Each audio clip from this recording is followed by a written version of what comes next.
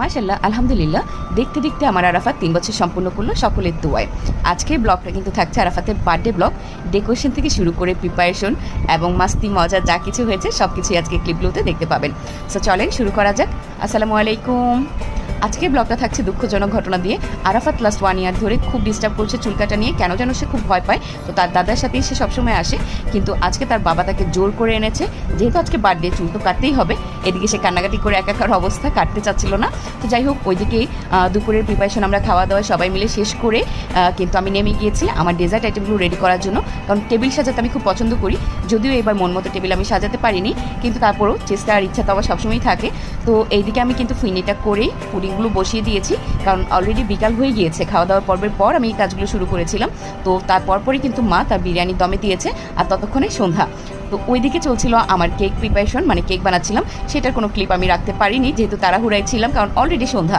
আর গেস্টরা তো আমরাই, মানে আমার যে ফ্যামিলি মেম্বার, শ্বশুরবাড়ির আব্বুরা আর ফুফু শাশুড়ির বাড়ির সকলে। তো আমরাই হচ্ছি গেস্ট, আমরাই হোস্ট। আমরা সকলে মিলেই প্রিপারেশন নিয়েছিলাম।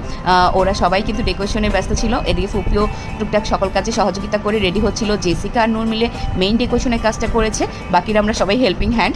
আর আরাফাতের চাচু, ছোটো চাচু সব কিছু অ্যারেঞ্জ করে দিয়েছে, বেলুন থেকে টপারগুলো সব এনে। আর নূর এদিকে সেট করে নিচ্ছিল, ওইদিকে জেসিকা আরাফাতকে রেডি করছিল। তো অনেক কিছু, মানে সবাই মিলে ঝিলে অনেক কাজকর্ম। আরাফাতের চাচি পপকর্নগুলো রেডি করছিল। তো এই তো এগুলোকে আবার প্যাকিং করে নিয়েছি একটু ডেকোরেশন করার জন্য। ওইদিকে কিন্তু আরাফাতও হাত লাগিয়ে দিয়েছে, যেহেতু কাজে দেরি হচ্ছে, বার্থডে বলে কথা, একটু তাড়াতাড়ি করার জন্য নিজেই কাজে হাত লাগালো। এইদিকে কিন্তু পিৎজাগুলোকে আমি ওভেনে বেক করে নিয়েছিলাম। তো একটু একটা করে আইটেম জাস্ট এখন ডেকোরেশন করে নিচ্ছি।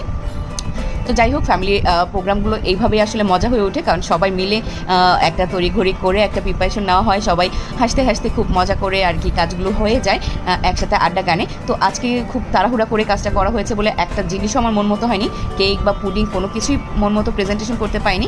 তারপরে যাই হোক, বার্থডেটা হচ্ছে, এটাই হচ্ছে বড় ব্যাপার ছিল।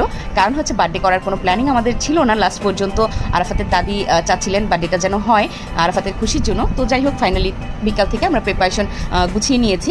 তো এদিকে আরাফাত কস্টিউম তো পরেছে, কিন্তু মুখোশ পরতে চাচ্ছিল না বলে আরাফাতের মামা আর দাদা খুব চেষ্টা করছিল ওকে এগ্রিমেন্টে নেওয়ার। তো ফাইনালি তারা পারেনি, এবং তারপর আমাকে হচ্ছে ক্যাপটা পরিয়ে দিতে হয়েছে, যেহেতু ও মুখোশটা পরেনি। আরেকটা বার্থডে বয় লুক আনার জন্য আমি ক্যাপটা পরিয়ে দিলাম। আর একে একে কিন্তু ফ্যামিলি মেম্বারের সবাই এখন ক্লিপ নিচ্ছিল একসাথে ছবি তোলার। তো প্রথমে ছিল নানা নানি দাদা দাদি, আর এবার দাদা দাদি ভাই বোনদের সাথেও ছবি তুলে নিচ্ছিল। একটা হচ্ছে চাস্তো ভাই, একটা হচ্ছে ফুফাতো বোন। আর আরাফাত যে কতটা দুষ্টু হয়েছে, মাশাল্লাহ মাশাল্লাহ, সে কতটা অ্যাক্টিভ, সেই ব্যাপারটা ভিডিও খেয়াল করলেই বুঝতে পারবেন। ব্যাক টু ব্যাক গিয়েছে তার ফুপি খালা, আর তারপরে হচ্ছে এখন চাচা চাচিরা। চাচির দেওয়া উপহার পেয়েও সে খুব খুশি, এবং সে আরও অনেক উপহার পেয়েছে। কী পেয়েছে সেটা